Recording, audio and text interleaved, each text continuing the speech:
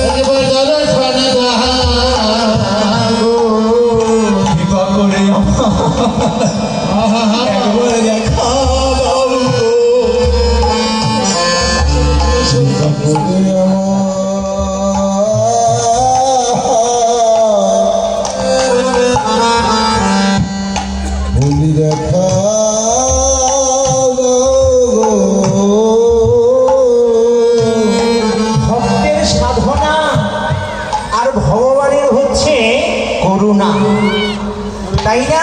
ভক্তের সাধনা আর ভগবানের করুণা। ভক্ত যত সাধনা করবে, নয়ন জলে কেঁদে কেঁদে বুক ভাসিয়ে গোবিন্দকে ডাকবে, সাধনার গুণে ভক্ত কি হবে? ঊর্ধ্বগামী হবে। ভক্তের সাধনায় ভগবানের করুণা নিম্নগামী হবে। ভক্তের সাধনা হচ্ছে ঊর্ধ্বগামী আর ভগবানের করুণা হচ্ছে নিম্নগামী। ভক্ত সাধনা করতে করতে যখন ঊর্ধ্বগামী হবে, ভগবান ভক্তকে কৃপা করবার জন্য নিম্নগামী হবে। মাঝখানে হবে তাদের মহামিলন। তো বৃন্দাবনের মতো ভক্ত আমার গোবিন্দকে খুঁজছেন, গোবিন্দ কি দর্শন দিয়ে না থাকতে পারে গো? হঠাৎ আবার বৃন্দাদেবীর অন্তর আকাশে উদিত হলো রাধা কুণ্ডের তীর। গোবিন্দ কি করলেন? বৃন্দাদেবী কি করলেন?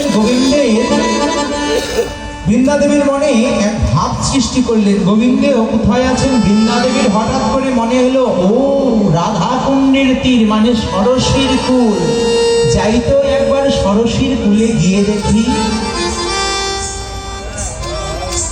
ধীরে ধীরে করে বৃন্দাদেবী এলেন সরসীর কুলে, অর্থাৎ রাধা কুণ্ডের তীরে এসে বৃন্দাদেবী দেখছেন আজকে আমার শ্যামসুন্দর গোবিন্দ রাধা কুণ্ডের জলে নয়ন দিয়ে গালে হাত দিয়ে বসে আছে। কিন্তু কি হবে গো? বৃন্দাদেবী গোবিন্দের কাছে যেতে পারছেন না। কেন? ওই তো রাধারানী বলে দিয়েছে তুই আগে যেতে পারবি না, গোবিন্দ যদি তোকে ডাকে তবেই তুই তার কাছে যেতে পারবি।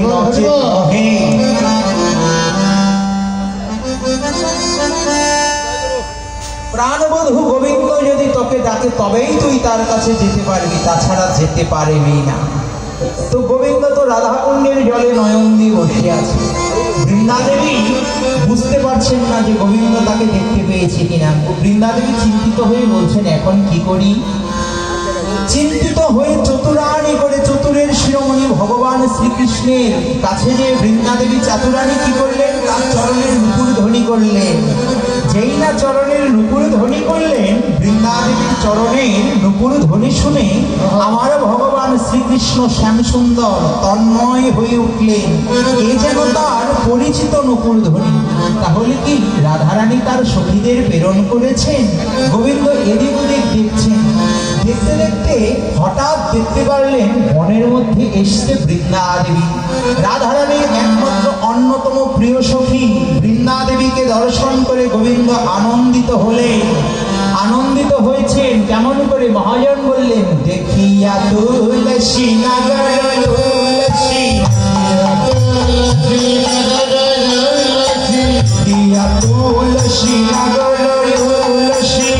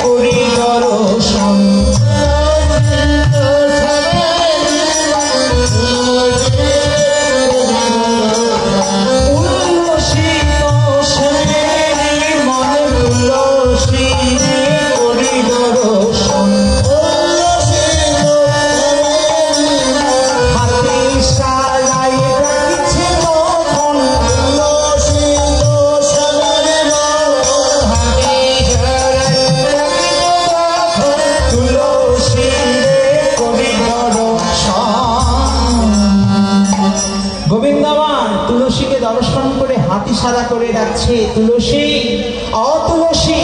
এই তো আমি এখানে। জুড়ে রাখতে পারছেন না কেন? কারণ গোচারণে গোবিন্দ আমার সখা পরিবৃত হয়ে আছে, দাদা বলরাম আছে, তাই জোরে রাখতে পারছেন না। হাত ইশারা করে ডাকছেন, কিন্তু তুলসী দেখতে পেয়েছি কিনা গোবিন্দ সেটা বুঝতে পারছে না।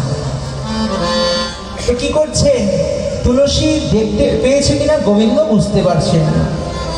তাই তুলসীকে করি দর্শন, উল্লসিত শ্যামেরই মন, আনন্দিত হয়ে শ্যাম সুন্দর তুলসীকে ডাকছেন, ও তুলসী, ও বৃন্দে, এইদিকে এইদিকে এসো। হঠাৎ আমার বৃন্দা দেবী দেখলে প্রাণবধূ গোবিন্দ তাকে হাত ইশারা করে ডাকছে।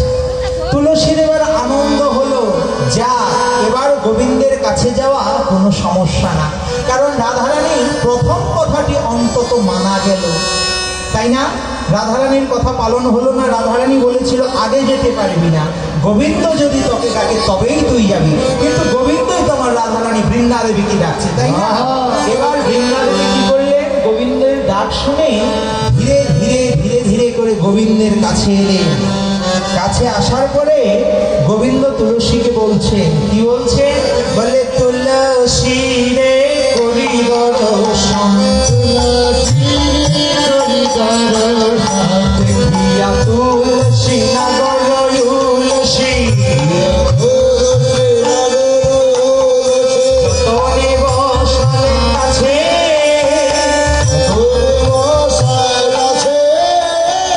রাধার কুশল কহিয়া সকল শীতল করে,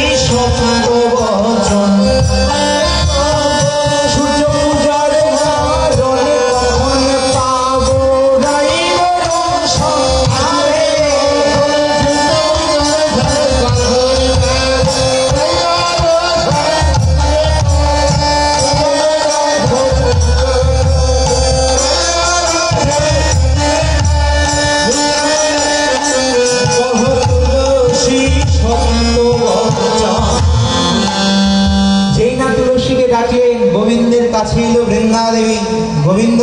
বৃন্দা দেবীকে গোবিন্দ বসতে দিলেন। তুলসী, বৃন্দে তুমি এখানে আমার পাশে বসো। বসিয়ে বলছেন, ও তুলসী, সে যে বিনোদিনী আসিবে, বলছেন বৃন্দে